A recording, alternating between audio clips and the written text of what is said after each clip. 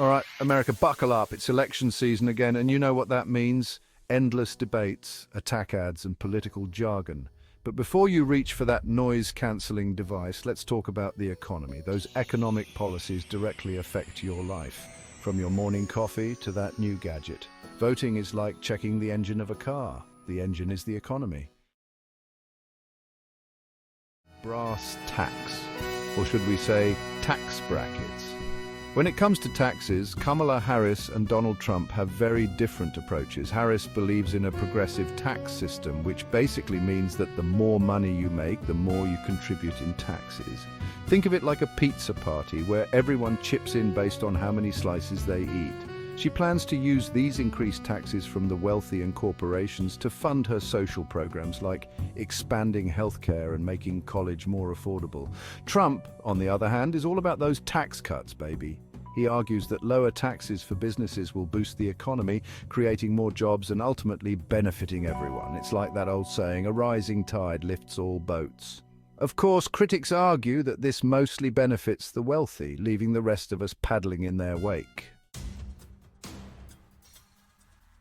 Trade is a complicated beast, but in a nutshell, it's about buying and selling stuff between countries. And just like with any good deal, there are always negotiations and sometimes disagreements.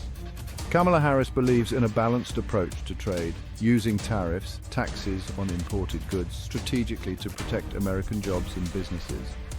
Think of it like a referee making sure everyone is playing fair. Trump, however, is a big fan of tariffs, especially when it comes to China. He's slapped hefty tariffs on Chinese goods, sparking a trade war that has left businesses and consumers feeling the pinch. His supporters argue that this is necessary to protect American interests and bring back manufacturing jobs. Critics, however, say it's like trying to put out a fire with gasoline, messy, unpredictable, and potentially harmful in the long run. Section 4. Help is on the way, social safety nets and healthcare. Let's talk about the social safety net government programs like healthcare, food assistance, and unemployment benefits. Kamala Harris supports Medicare for all, providing healthcare for all Americans. Trump prefers private healthcare and a strong economy to help people succeed. Section 5. The Price is Right, cost of living under the microscope.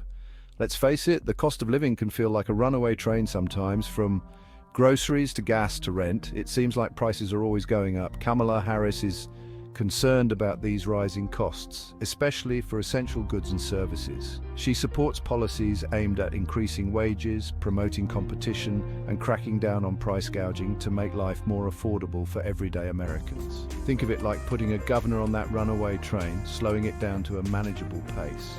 Trump, however, believes that the free market is the best regulator of prices. He argues that competition and innovation will naturally drive down costs and that government intervention often does more harm than good. His approach is more like letting the train run its course, trusting that it will eventually reach its destination without derailing. Section 6, Home Sweet Home, affordable housing in focus.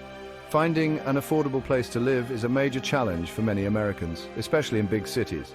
Kamala Harris believes that everyone deserves access to safe, affordable housing.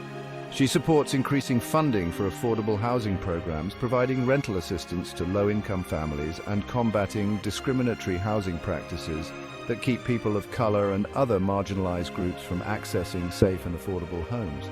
Think of it like building more houses and making sure everyone has a key.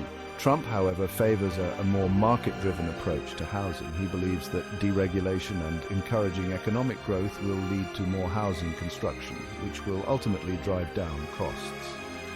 His administration has rolled back certain housing regulations, arguing that they stifle development and make housing less affordable.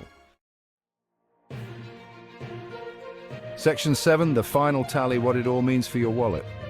So there you have it, folks, a crash course in the economic policies of Kamala Harris and Donald Trump. As you can see, they have very different visions for how to manage the economy, and address the challenges facing everyday Americans. Ultimately, the choice is yours.